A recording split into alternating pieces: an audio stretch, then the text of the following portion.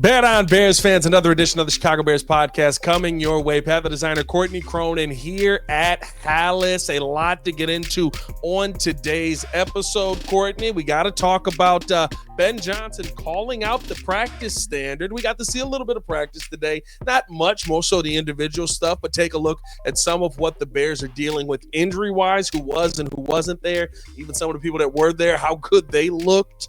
And, we got to preview this game. The Bears are 0-2 right now and have a tough game coming up against Dallas. All that and more in today's episode of the Chicago Bears podcast. Hit that like button, subscribe to the page, leave a 5-star review. Y'all know what to do. Today's episode is always brought to you by the Advantage Dealer Group. Find your next Chevy, Toyota, or Acura and drive off in under 60 minutes, or they'll make your first car payment. Also brought to you by the Hard Rock Casino in Northern Indiana.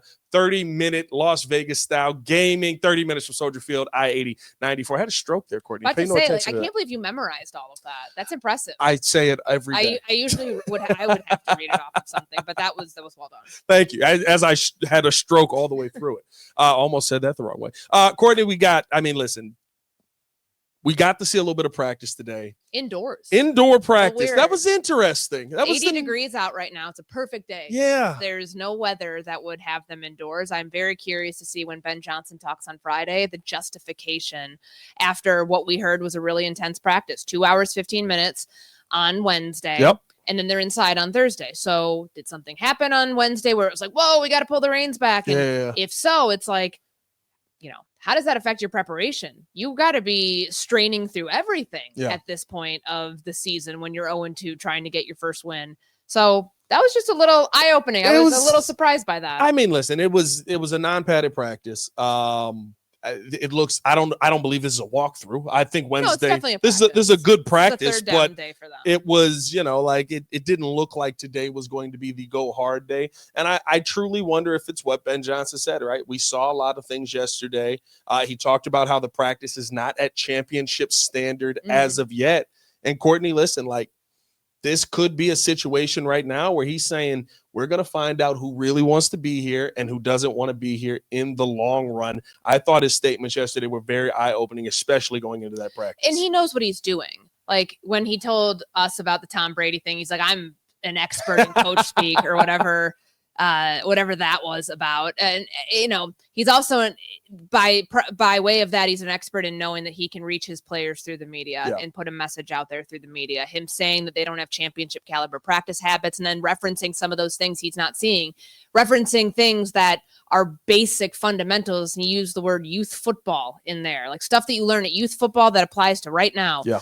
To me, that's calling out your team saying it's not good enough and you guys are playing soft. That's how I read that. Yeah. You don't say that if you feel like your guys are straining and giving 100% effort. And, how can you possibly feel that they were after you give it 52 points? Like you have to send a message to the team after a just butt kicking like that. But, I think that what we saw yesterday, and here's what I want to explain to people. Cause when I tweeted about this, I had my hit on SportsCenter, I put it out and said all right, here's what they did. And then Ben says this, they go out and have a 2+ hour practice. People are like, how can you that seems so short. No wonder that is the amount you're allotted. Yes. There's certain amount. You can't just practice for 5 freaking hours. It's not on the a day. 80s anymore. It doesn't work like that. So a 2 hour and 15-minute practice is a very long practice on a Wednesday. Yeah. And I checked in with the source in Philadelphia because I was just happening to talk to somebody about something completely different. I said, how long did you guys practice today? It's an hour and 45 minutes.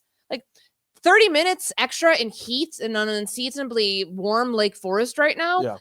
That's a message being sent to, we're going to gut this thing out to figure out, like you said, who wants to be a part of this game plan on Sunday based on how they're practicing and who's not up to the challenge of that. Because I still think the Ben Johnson answer from Monday when he talked about creating competition and trying to figure out who's going to be written into the game plan and who's not going to be a part of that game plan. That's what this week's about. In testing guys in probably ways that they haven't been tested to that level of maybe since the middle of training camp when it's those dog day practices in mid-August. 100%. I'm really curious to see how they respond from that because this is all calculated. This is a calculated effort to do something to jumpstart a win here for them. 100%.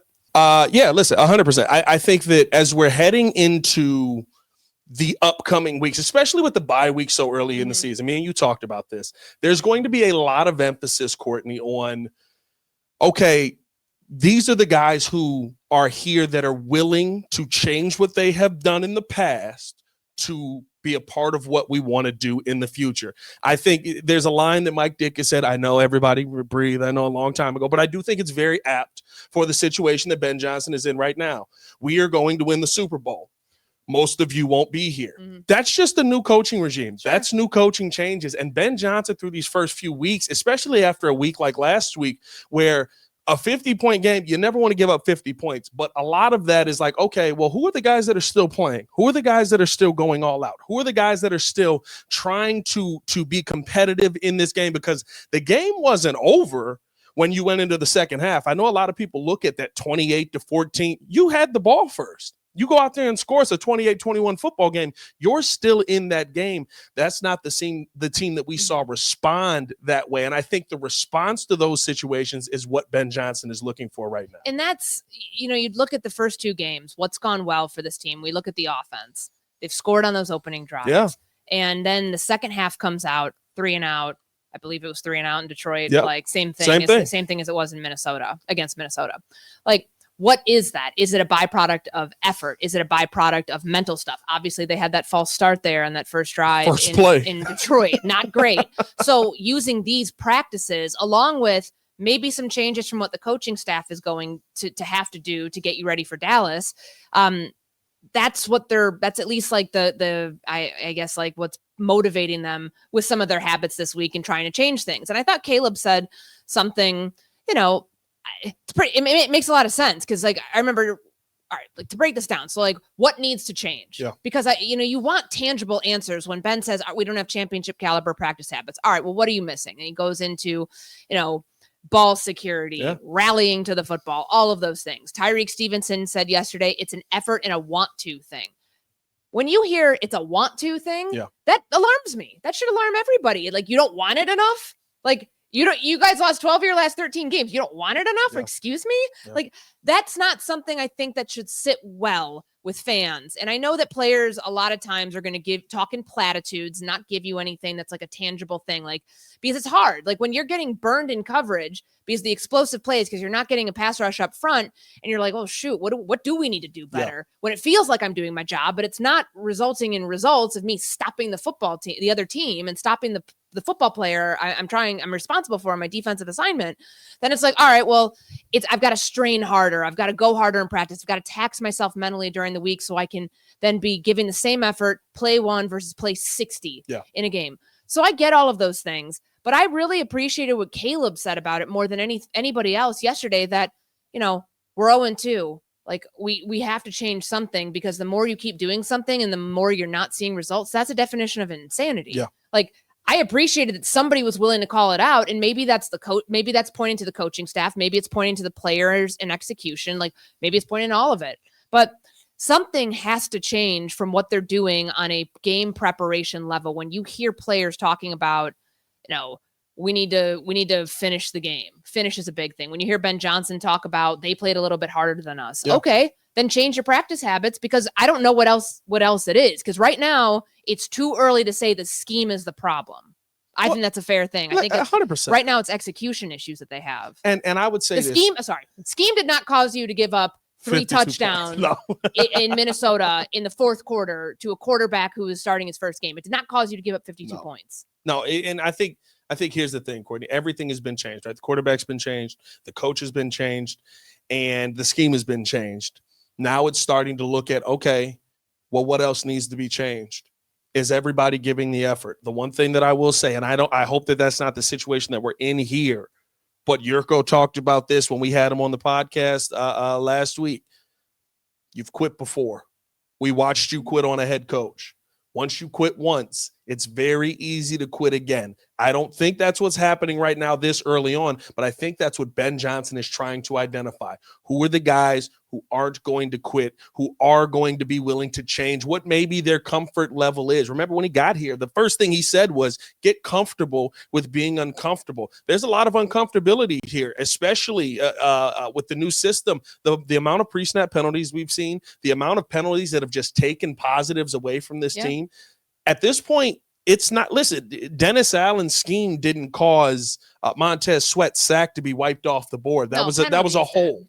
You know what I mean? Like at a certain point, and this has been an issue now for two coaches, and there's still players here from 2 coaches ago. At a certain point, you have to start looking at your favorite Chicago Bear and say, are you really all in on this? And I think that's the part that Ben Johnson is trying to get done early on here. And we talked about it on Tuesday's episode. There's going to be some big name guys who maybe we think are a part of the future of this team that Ben Johnson isn't looking at in that same manner. And we talked with Declan Doyle today because I asked him about what Ben referenced on Monday, that especially on offense, they're looking for players. What do you look like when you don't have the ball in your hands? Yeah. Okay, so what exactly are they looking for?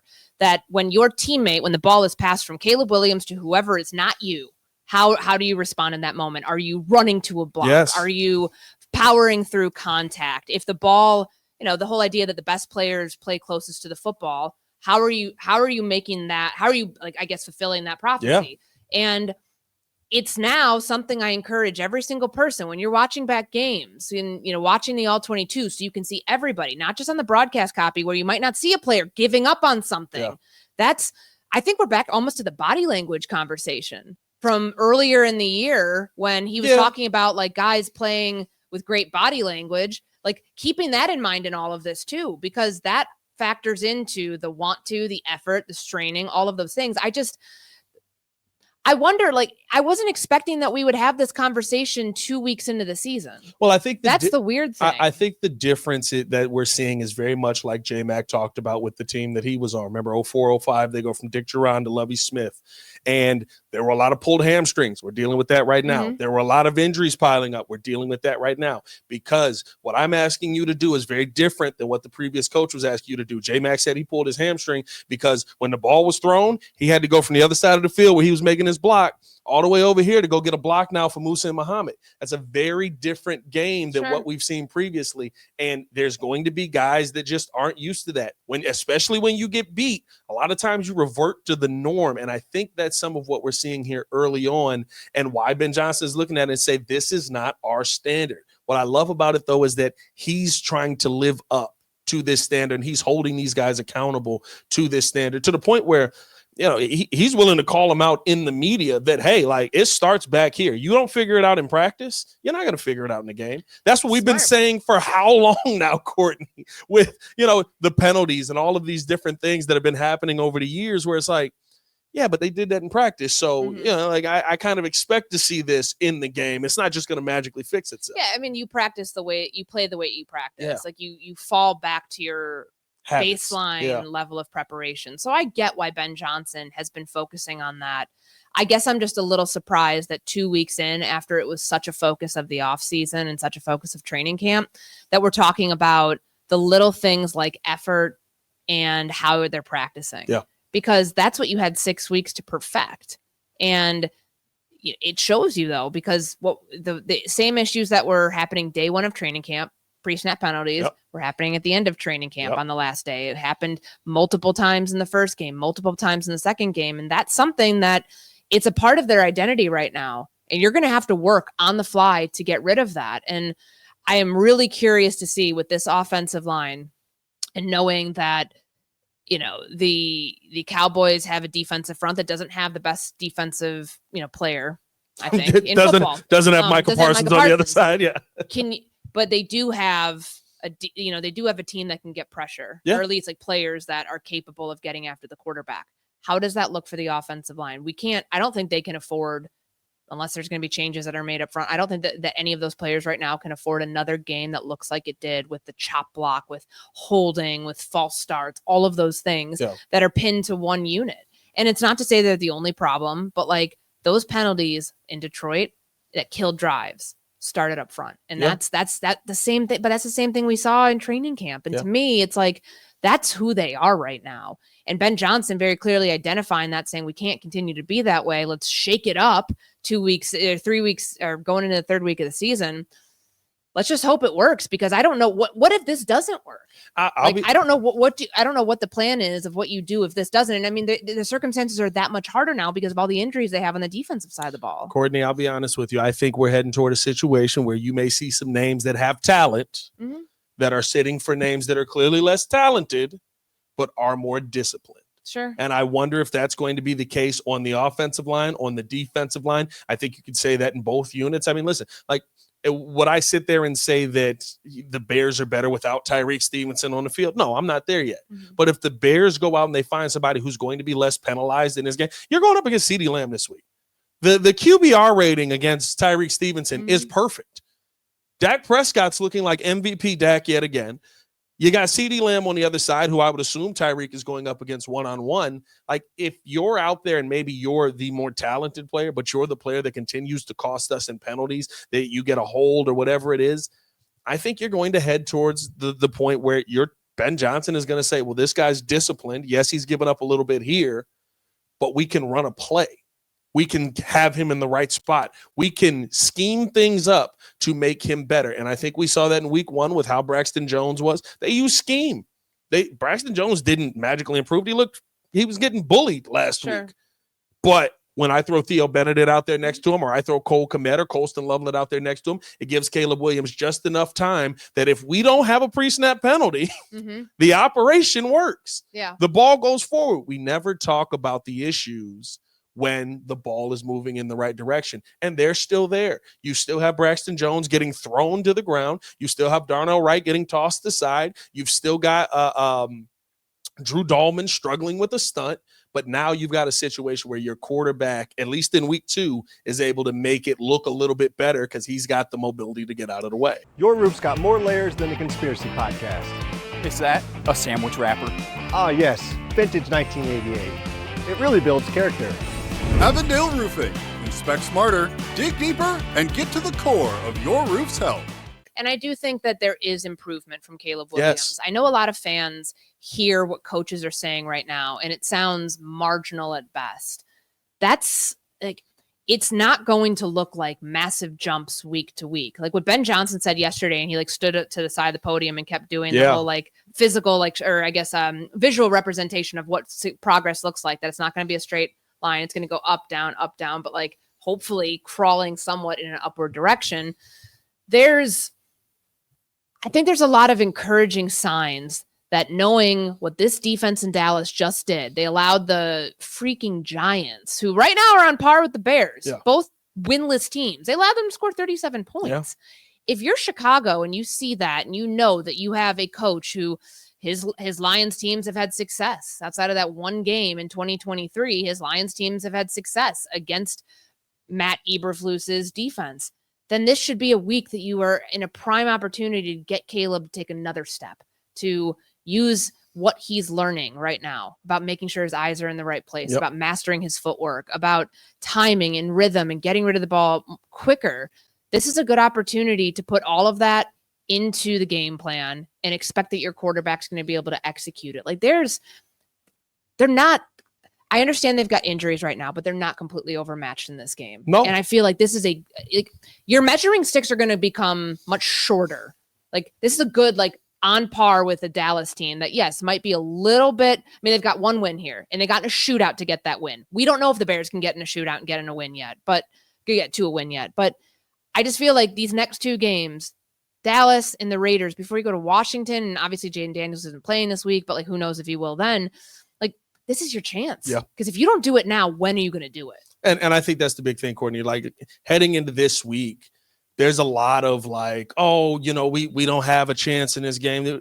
I actually think you do, even with the injuries. Now, is it going to have to be a shootout? More than likely, because I don't think we saw Grady Jarrett today. He still looks very banged up. TJ Edwards not out there. Jalen Johnson, of course, not out there. No Kyler Gordon. You're going into this wounded, which means you have to stand on your scheme, you have to stand on your principles, and hope that you can get some pressure on Dak Prescott. But that's a good offensive line in front of Dak Prescott right now, at least how it looks. The run game has been phenomenal down there in Dallas. Like, it's going to be difficult for the defense to step up with the injuries that the Bears currently have. Offensively, though, there is no Deron Bland standing across from you. That's going to make a difference. Diggs is terrible. Like, can we just say that? Can we finally admit that he's not good? Like, yes, he's excellent if you throw the football near him and he can intercept the ball. But he is a terrible cover quarter. So that's somebody, if I would assume he's guarding Rome Odunze, you just dominated with Rome.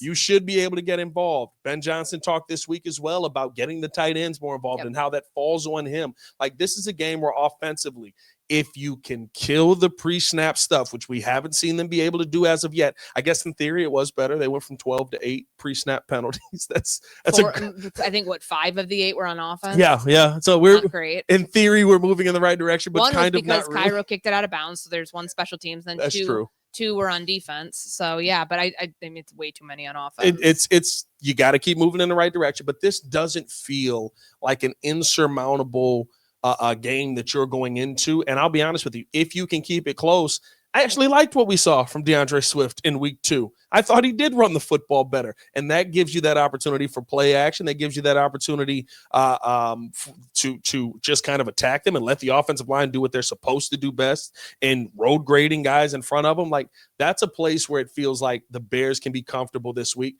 And on top of that, Caleb knows Matt Eberflus's defense night and day. I thought he was very he kept things very close to the vest yesterday when we were talking to him about what's it like going up against Flus versus any other defensive coordinator. And, you know, you can say all you want about, I view it all as a chess match, like, you know, what the defense gives me versus, you know, how I have to attack it. This is different. It's different for a lot of different reasons because Matt Eberflus spent every day with Caleb last year. He knows him so damn well. He knows his tendencies, and his defense may not look great right now in Dallas. They got beaten week 1, even though they kept that game close. They what was week 1, 24? 24-20. 24-20. So, but it wasn't like the run defense wasn't good. Yeah. And I think a lot of that had to do with not having Micah Parsons. But regardless, in week 2, they still gave up 37 points. So there are opportunities to be had here, but Ben Johnson has to be so far ahead, like thinking 5 steps ahead of where Caleb is to make sure that Flus is a good defensive coordinator. He's going to attack Caleb's weaknesses. He has probably been holding on to this for a long time because there's got to be some sort of personal revenge game sort of narrative 100%. here. Like, I want to show that I can beat the quarterback who ran me out of town effectively. And not that he was doing it consciously, but like all the stuff that happened this offseason, all of Flus's name being dragged in the mud for the last year. Yeah. Like, there's definitely going to be a heightened element here to let me not just beat you, but let me prove a point while I'm trying to beat you. And I think that Caleb's got to be aware of that. Certainly Ben Johnson is. And I know he said that he's picked the brain of people here in Hallis Hall who have worked with Flus previously. So he's like, what he knows is what we know. Like, I think you've got a recipe for using like Flus's logic almost against him because you've got a quarterback who knows him. I don't know if Caleb's at the part yet of his career where he can truly pick apart, like be thinking ahead. I think it's more of just like being in the moment, seeing what the defense gives him. He can't be thinking 5 steps ahead yet. Right. He's a second-year quarterback. But Ben Johnson can. Ben Johnson absolutely can put your quarterback in a better position and this offense in a better position so long as they do their job and the penalties don't happen and give them crappy down and distances that they're trying to work their way out of. And I think as long as Matt Eberflus sticks to who he has been the last 5 years of his career, it would be a drastic change if on this day, the one thing that Caleb has struggled with a little bit this season is dealing with zone blitzes. Mm-hmm. Flus does not blitz. Flus is rushing 4. Yep. If Drew Dahlman and this offensive line and Joe Tooney and all those boys can actually hold up front, you've got 4 coming at you. And Caleb Williams has done a really good job dealing with zones, dealing with disguised zones. That's actually when he's been the most comfortable on the field, even when he's had to kind of vacate the pocket a little bit, because I know where the receiver is going to be in this system. I know where I need to get the ball to. That's where we've seen Caleb actually go out there and play some of his best football. This is a defense, and maybe that's why, right? Mm-hmm. You went up against it all last season, so you kind of know how to deal with the zone. This is a defense that is perfect for Caleb Williams to have kind of that, hey, this system is working and I'm here kind of game. And I think I actually do have the Bears coming, I guess, into Soldier Field with Dallas coming in and winning this game, because I actually think this is a game that is advantage Caleb. And we heard Declan talk about it today. They want to spread the field as wide as you can, 53 and a quarter, and be able to go out there and dominate, right? Like, that's what you have Colston, Cole, DJ, Luther, Rome. Like, you have all of these names that you can actually go out there and do that. To me, this is advantage Bears, but it's all about how disciplined this team can be this week. And I think, what Ben talked about, the tight end position, you brought it up. Like, they just have been underutilized. They were not part of the game plan in week 1, week 2. I think there wasn't enough. I love that him and Caleb both took blame for it. They're both like, he's like, yeah, I need to throw the ball to him. And Ben's like, yeah, I need to tell him to throw the ball. I think it is more on like the coaches too. Like what Ben said, I think it was your question about like, do you need to like have them earlier in the progression? Yeah. Do you need to put them in a spot where Caleb's looking at them because he's still like, there's a big difference between when Ben's talking about how Dak sees the entire field and how Caleb sees the entire field. Dak's been doing this a decade. Caleb's been doing this 2 years. His eyes still are not in the right place. So like put his eyes in the right place to find somebody who can create a mismatch like Colston Loveland. He's a hybrid player. He can be a receiver in a tight end's body. You have a prime opportunity to get those explosive plays of your own going, so long as you can stay in front of the chains. Like it's such a big if at this point about how disciplined this team can be in games to not set themselves back. And I do think that, this whole thing about competition and finding guys who want to be a part of the game plan on Sunday, that's going to be really intriguing. Like, what if all of a sudden you start seeing Colston Loveland and Luther Burden, 2 rookies who just really haven't been doing much? And I don't know if it's really any fault of their own other than them being rookies and working their way and learning, building trust.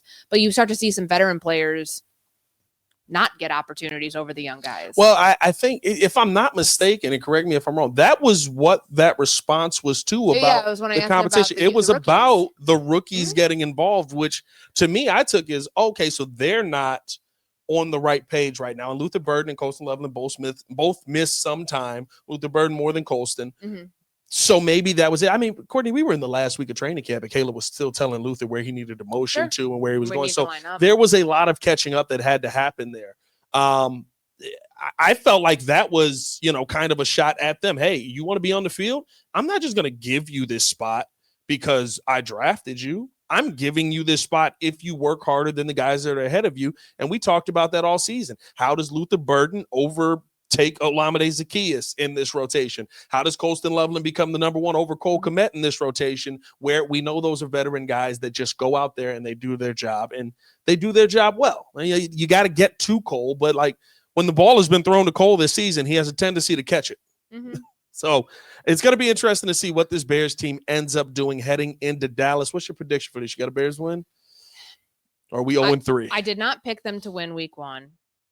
Thought that they could keep it competitive week 2. I didn't pick them to win, but I thought they could keep it competitive. So I give myself an L for that one too. I flipped it. I thought we won week 1 and we got crushed week 2. I kind of expected that.